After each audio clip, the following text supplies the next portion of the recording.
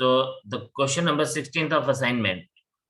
If D is the determinant of order 3, D dash is the determinant obtained by replacing the elements of D by their cofactors, then which one of the following is correct? हम लोगों ने पढ़ा था कि cofactors cofactors क्या होता है? Cofactors होता है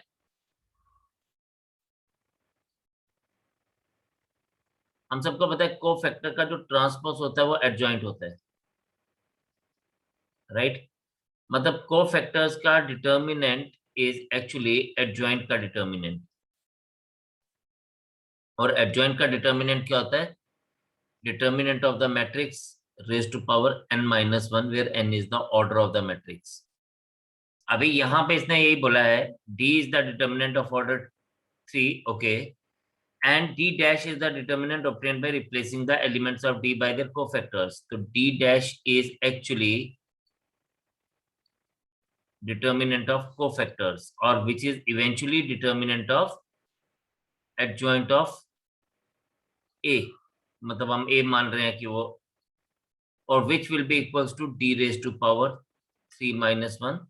So my answer will be d square.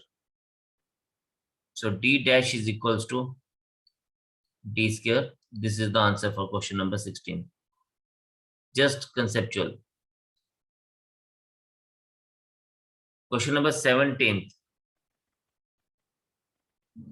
Question number 17 में बोलता है if each element in a row of a determinant of order 3, determinant of order 3, अब ध्यान से सुनिएगा, डिटर्मिनेंट ऑफ ऑर्डर 3 गिवन है, इज मल्टीप्लाइड बाय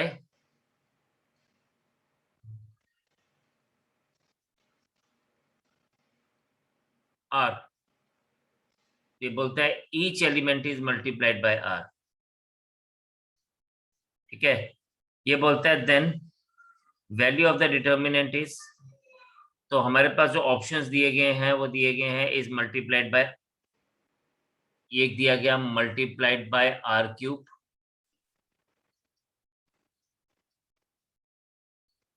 दूसरा दिया गया है इंक्रीज बाय 3r,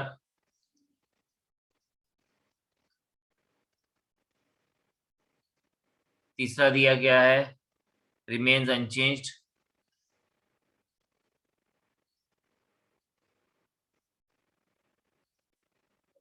और चौथा दिया गया इज मल्टीप्लाइड बाय आर।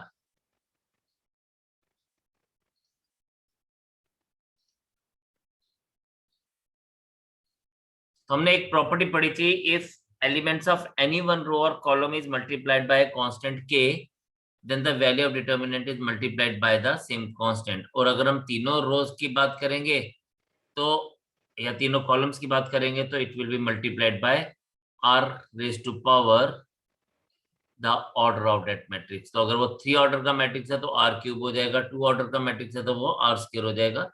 ये हमने पढ़ा था, तो option 1 is the answer for us. इसमें हमें सिर्फ बात समझनी थी। नेक्स्ट क्वेश्चन बड़ा सिंपल सा है, जैसे हमने पीछे किया वही दिया गया है। ये बोलते हैं determinant of A is equals to 8 and A is a 3x3 matrix, then adjoint of a is, determinant of adjoint of a is, so it is 8 raised to power 3 minus 1, यानी 8 square equals to 64। तो ये questions ना, ये वाला question जो है खासकर ये जो हम लोगों ने अभी किया या जो हमने 16th क्वेश्चन किया, ये क्वेश्चन इस तरह का एग्जाम में पूछा जाता है। So that is where we have to focus upon. 19th question देखें।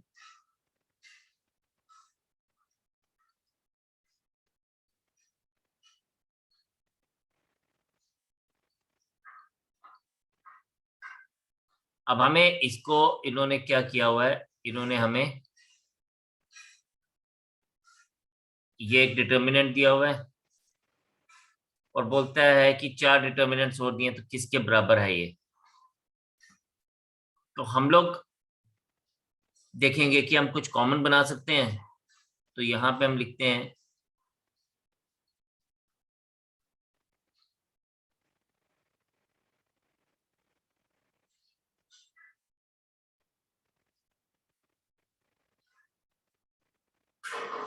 multiplying R1 by A, R2 by B, R3 by C,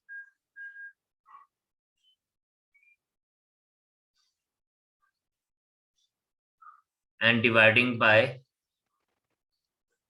ABC.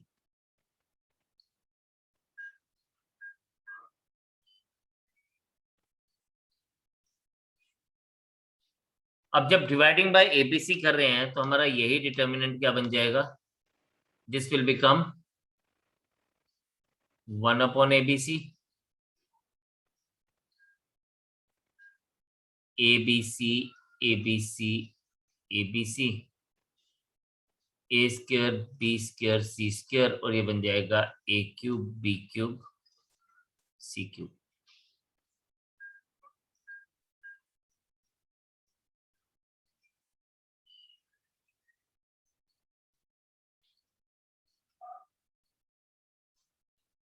Taking ABC common from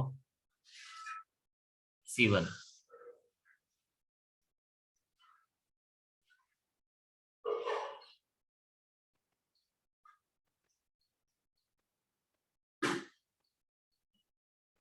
ये बन जाएगा A square B square C square, A cube B cube C cube. So this is the final answer for us.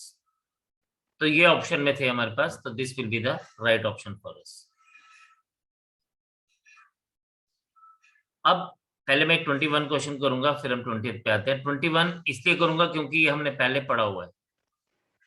Question हमसे पूछा गया है कि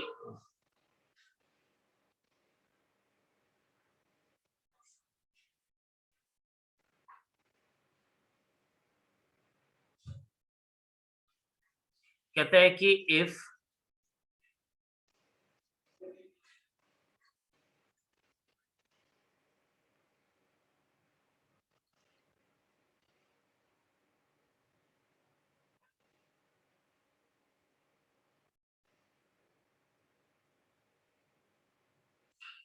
what is the value of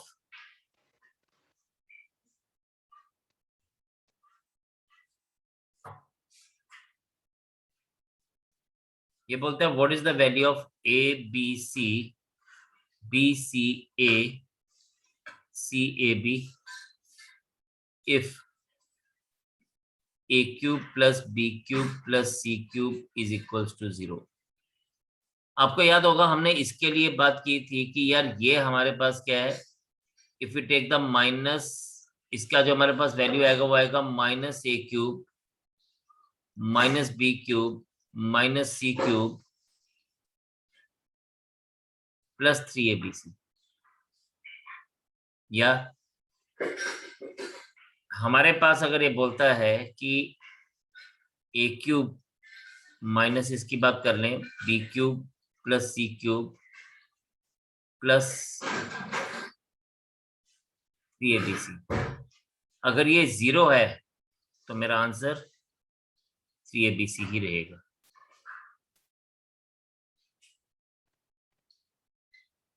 ठीक है जी, आप एक बार इसको गो थ्रू करिए, फिर मैं आपको आगे कंटिन्यू करता हूँ.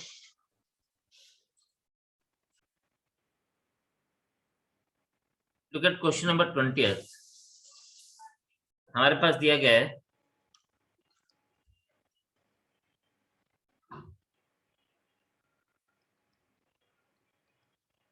a plus B plus C 4a plus 3b plus 2c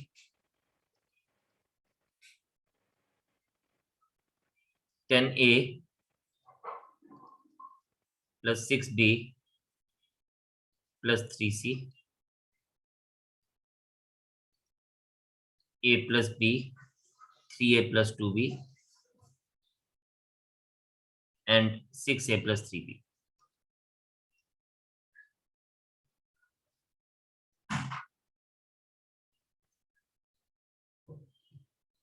And the last is a, 2a and 3a.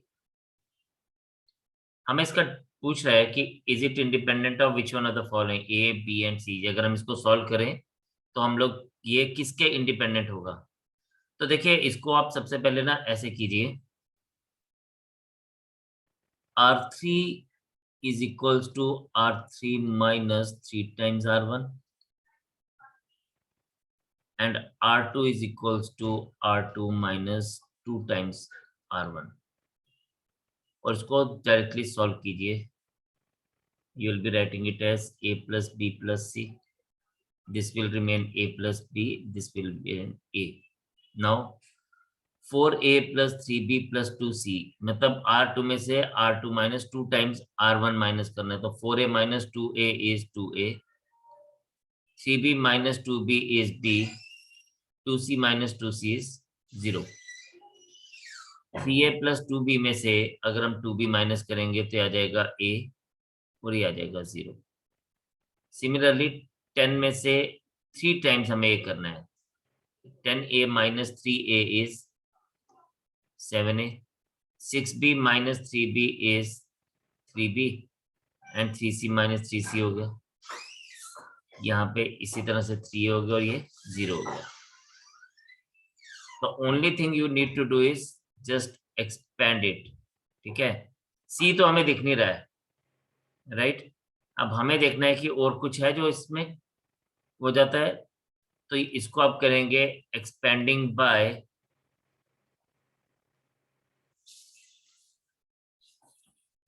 C3, तो आपके पास आ जाएगा A into 2A plus B A, 7A plus 3B and 3A। तो इसको जब हम solve कर रहे हैं तो ये हमारे पास क्या आ जाएगा, A 6A plus 3AB minus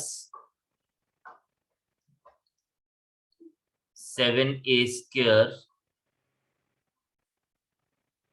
6A square minus 7A square minus 3AB। तो अब आपको दिख गया यहाँ पे कि क्या क्या हट गया, B और C हट गए, तो हमारे पास they are only in A, तो ये आपके पास क्या आ जाएगा, this is equals to minus A cube. So they are independent of B and C। चलिए जी 22nd क्वेश्चन। 22nd क्वेश्चन में ना मैंने आपको रिजल्ट बताया था कि जब भी इस तरह का क्वेश्चन होगा तो you will be getting an answer as 0। Question is like this, 1 log of x to the base y log of x to the base z। इसका रिजल्ट मैंने आपको डायरेक्टली बोला था कि इसका डायरेक्टली रिजल्ट हमें 0 मिलता है, तो इसको खैर हमें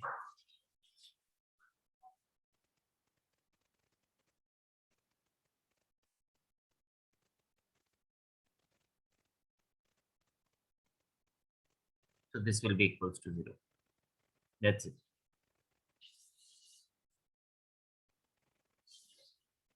तो इसमें हमें कुछ भी खास नहीं करना था। 23rd is if A is a non-singular matrix of order n cross n, which one of the following is equal to a determinant of n joint of A। बहुत बार हमने कर लिया, ये तो अब हमें याद ही हो गया कि अगर डिटर्मिनेंट ऑफ A हमारे पास कुछ दिया गया है एंड इसका ऑर्डर n है, तो एडजॉइंट ऑफ A का determinant is determinant of A raise to power n minus 1। तो ये तो हमने ढेरों बार अब कर लिया, इसमें तो हमें कुछ करने की जरूरत ही नहीं है। Question number 24th, let A be a square matrix of order n cross n greater than equal to 2। मतलब एक ऑर्डर हमें मैट्रिक्स लेना है greater than equal to 2। let B be a matrix formed from obtained from A with first and second rows interchange, then which one of the following is correct। तो हमें हम लोगों ने पढ़ा हुआ, ये तो सिंपल सी प्रॉपर्टी है कि अगर हमारे पास दो adjacent rows, first and second rows की बात कर रहे हैं, तो दो एडजेसेंट रोज जब भी इंटरचेंज होंगी, value of determinant changes by negative sign only. तो सिंपल यहाँ पे हमारे पास क्या आ जाएगा, determinant of A is equals to minus determinant of B. ये तो अगेन प्रॉपर्टी थी, ये हम लोगों को ऑलरेडी आती है, तो इसलिए हमें इसके लिए कुछ करने की जरूरत नहीं है।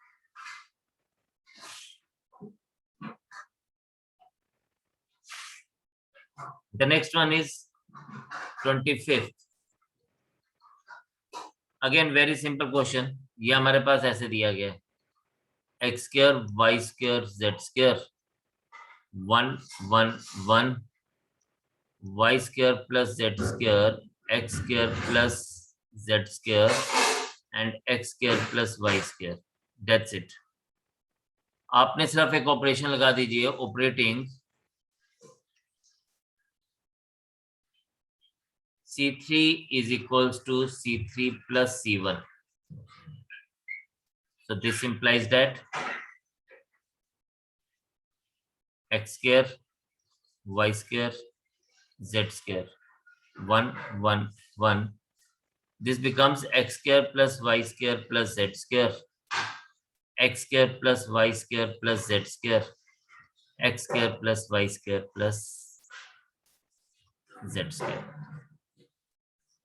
Now वैसे तो एक तरीका है कि X square plus Y square plus Z square common ले लें, तो ये दो कॉलम्स आपके सेम हो जाएंगे और जीरो बन जाएगा। लेकिन एक और चीज है कि जैसे हमारे पास अगर आप इसको देखें ना, ये वाला column, column 3 and column 2, they are proportional to each other. मतलब अगर आप इनका रेशियो देखें तो ये रेशियो जो है, ये दोनों का रेशियो तीनों एलिमेंट्स के लिए सेम रहेगा, 1/x square plus y square plus z square. So they are proportional. तो हम इसको ऐसे भी लिख सकते हैं, since C2 and C3 are proportional,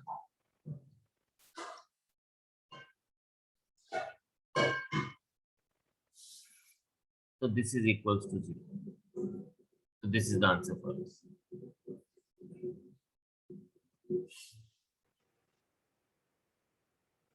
The next question is,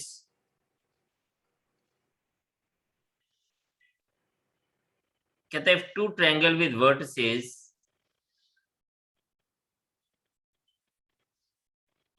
अब इस तरह हमारे पास दिया हुआ है ट्राइंगल ए के vertices of triangle 1,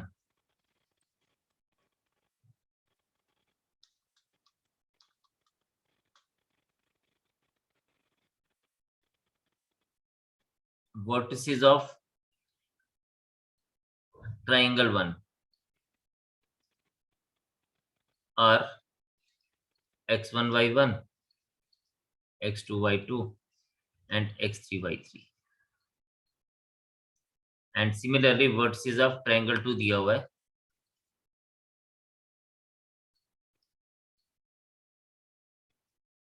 a1 b1, a2 b2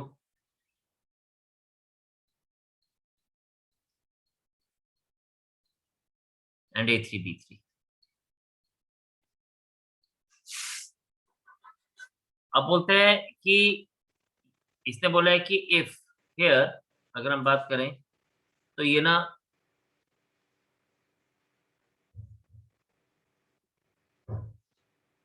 x1 y1 1, x2 y2 1, x3 y3 1 is equals to a1 b1 1, a2 b2 1, a3 b3 1. अगर ये दोनों इक्वल हैं तो ट्रायंगल्स कॉन्ग्रुएंट है। अब दिस एक्चुअली इंप्लाइज दैट कि अगर मैं इन दोनों के साथ 1/2 लगा दूं, so this implies that area of triangle 1 is equals to area of triangle 2. ये तो हमारे पास बात समझ आ गई, लेकिन क्या ये दोनों ट्रायंगल्स कॉन्ग्रुएंट हैं? वी कैन नॉट से, because congruent triangles have equal area.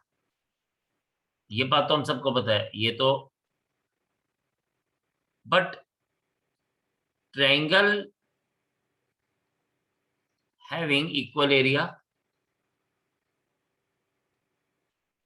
triangles having equal area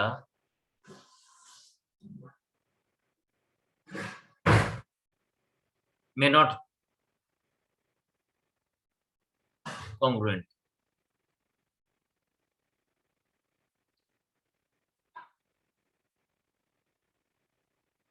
ठीक है, तो but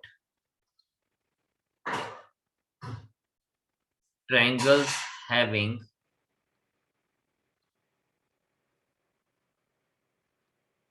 equal area may not be congruent.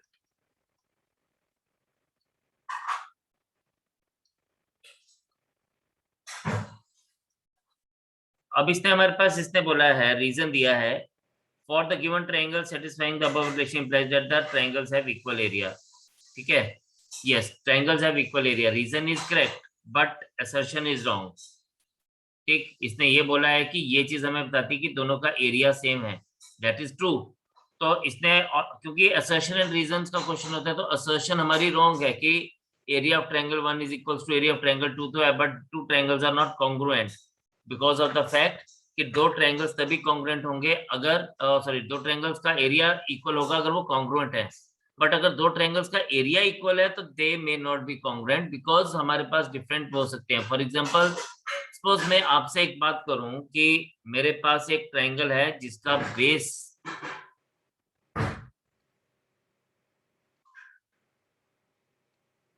6 है और जिसका ऑल्टीट्यूड 3 है, राइट। बट मेरे पास एक ऐसा भी ट्रायंगल हो सकता है कि जिसका बेस 4.5 है एंड जिसका ऑल्टीट्यूड 4 है। तो इन दोनों का एरिया जो है वो सेम आएगा, लेकिन they are not the same triangle, they are not a congruent triangle. Congruent triangle होते हैं जिसका शेप एंड साइज दोनों सेम हो, सो इसलिए this is not the correct assertion. Next है द साइमल्टेनियस, क्वेश्चन नंबर 27 में बोलता है, तो इक्वेशंस दी गई हैं 3x + 5y = 7 and 6x + 10y = 18। आपको इस केस में हमेशा क्या देखना है, a1/a2, यहाँ पे a1/a2 है यानी 3/6, b1/b2 है 5/10, c1/c2 है 7/18। तो आपको क्या मिल रहा है, a1/a2 is equals to b1/b2, but they are not equal to c1/c2, right? So two lines are parallel, और जब two lines are parallel होगा तो they are not having any solution, so answer is no solution, right?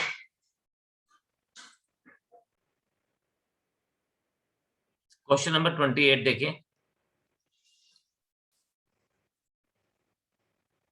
about the what should be the value of k so that the system of linear equation, अब हमारे पास दिया गया है x minus y plus 2z equals to 0, kx minus y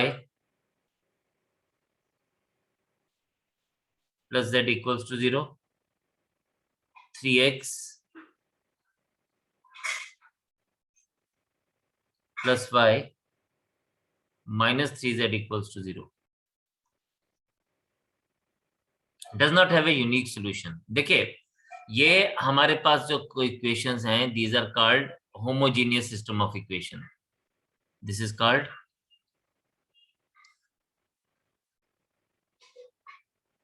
homogeneous system of equation। अब इसको अपने बड़े ध्यान से समझना है। यहाँ पे डेल्टा क्या बनेगा, क्रामर्स रूल को याद करें तो डेल्टा बनेगा 1k3 -1 -1 + 1 2 1 -3। Delta 1 equals to delta 2 equals to delta 3 equals to 0 हो जाएगा, क्योंकि इसके कॉलम 1 एक बार 0 होगा, क्योंकि डेल्टा 1 हमारे पास क्या बनेगा, डेल्टा 1 हमारे पास बनेगा 0 0 0, क्योंकि हम लोग फर्स्ट कॉलम को रिप्लेस करेंगे, तो ये 0 हो जाएगा। सिमिलरली फिर डेल्टा 2 को भी हम लोग 0 बना सकते हैं और डेल्टा 3 को भी 0 बना सकते हैं, क्योंकि एक बार कॉलम 2 0 0 0 से रिप्लेस होगा, एक बार कॉलम 3 0 0 0 से रिप्लेस होगा। तो delta 1 delta 2 delta 3 equals to 0 है। अब इसमें दो ही सिचुएशंस होती हैं। नंबर 1 सिचुएशन इज कि या तो x equals to Y equals to z equals to 0 होता है, इफ, ध्यान से समझना, if delta is not equal to 0, तो ये यूनिक सोल्यूशन आ गया। And number 2, if delta is equals to 0, then system has infinite many solutions.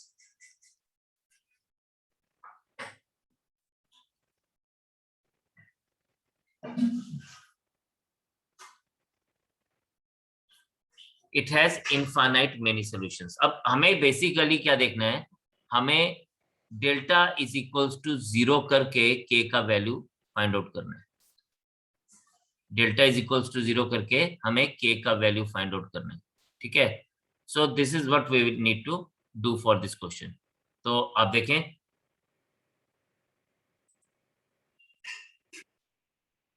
तो आप यहाँ पे देखें तो आपके पास क्या आ जाएगा, डेल्टा इज इक्वल्स टू 0 में अगर हमारे पास देखें तो हमारे पास ये बन जाएगा एक्सपेंडिंग बाय, आप R1 कर लीजिए और एक्सपेंडिंग बाय C1 कर लीजिए, C1 ही कर लेते हैं चलिए। तो आ जाएगा 1 -1 1 1 -3 -k -1 2 1 -3 +3 इंटू -1 -1 2 1 इक्वल्स टू 0। ये आ जाएगा 1 3 -1 -k into 3 -2 +3 into -1 +2 equals to 0।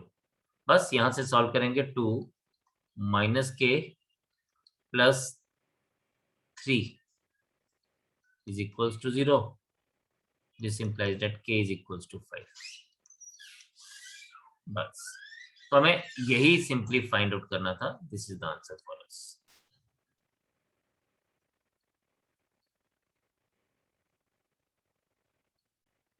So 29th ये बोलता है how many values of k the system of equation k + 1x 8y equals to 4k okay has infinitely many solutions. तो हमारे पास equations दी गई है k + 1x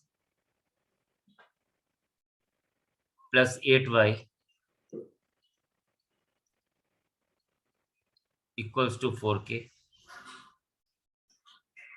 k time x plus k plus 3 times y equals to 3k.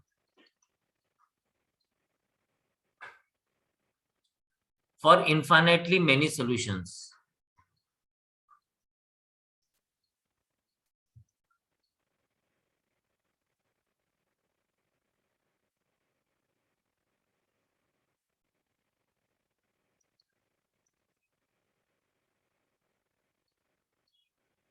for infinitely many solutions हमारे पास क्या आ जाएगा, k plus 1 upon k is equals to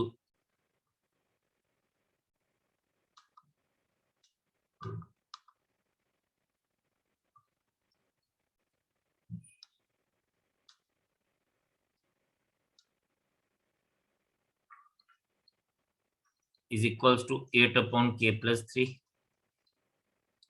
equals to 4k upon ck। खैर ये तो कैंसिल हो जाएगा, आपके पास आ जाएगा इफ यू सी, तो अगर आप k plus 1 upon k is equal to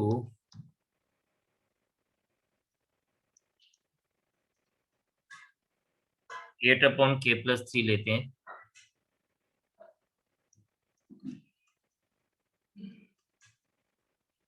so this implies that k1 into k plus 3 equals to 8k. This implies that k square plus k plus 3k plus 3 is equals to 8k. ये आपके पास आ जाएगा k square minus 4k plus 3 equals to 0, k square minus 3k minus k plus 3 equals to 0, k into k minus 3 minus 1 into k minus 3.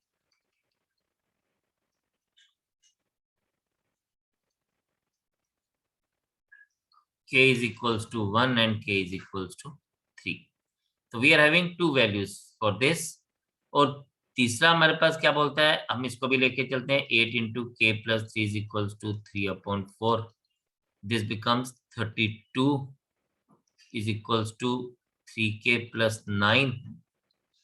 32 minus 9 is 21 is equals to 3k. 7 is equals to k. तो आप देखें हमारे पास k की 3 अलग अलग values मिल रही हैं. So we are having 3 values for k. So this is how we can find out the question for us and solution for us. ठीक है जी. तो इस तरह से जो हमारे बेसिक चीजें थी हमने उसको यूज किया to find out the solutions. And yes,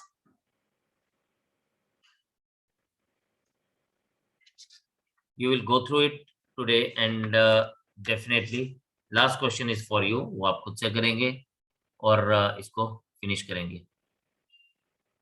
तो ठीक है सर, जी. ये रैंक कैसे निकालते हैं सर मैट्रिक्स का? पिछले वाले असाइनमेंट में था. ओके हाँ, रैंक के लिए मैं आपको बताता हूँ जी. रैंक का हम लोग इस तरह से निकालते हैं, जैसे हमारे पास एक बड़ा सिंपल सा तरीका उसको फाइंड आउट करने का, रैंक को फाइंड आउट करने का.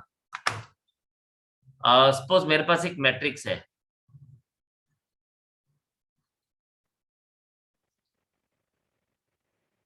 कोई भी एक मैट्रिक्स है, मतलब इसको आपने, you just have to remember the steps for finding rank.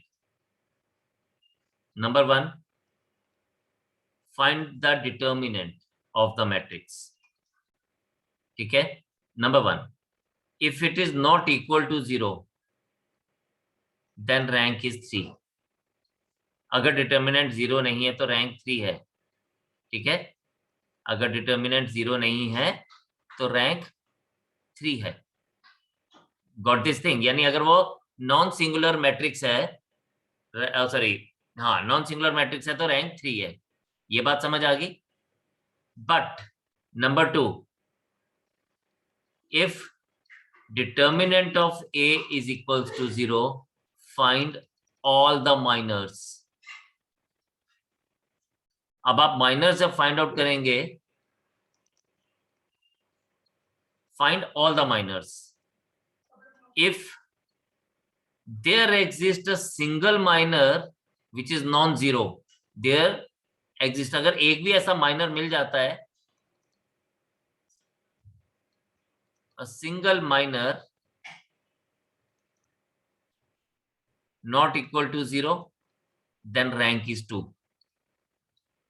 अगर हमें एक भी ऐसा माइनर मिल जाता है जिसका वैल्यू जो माइनर जो है, वो माइनर आपको पता है ना कैसे फाइंड आउट करते हैं, रो और कॉलम छोड़ दिया, पीछे जो बच गया उसका वैल्यू निकाल दिया. तो अगर वो एक भी माइनर आपको ऐसा मिल गया जिसकी वैल्यू 0 नहीं आती है तो रैंक 2 होगा, अदरवाइज रैंक इज 1.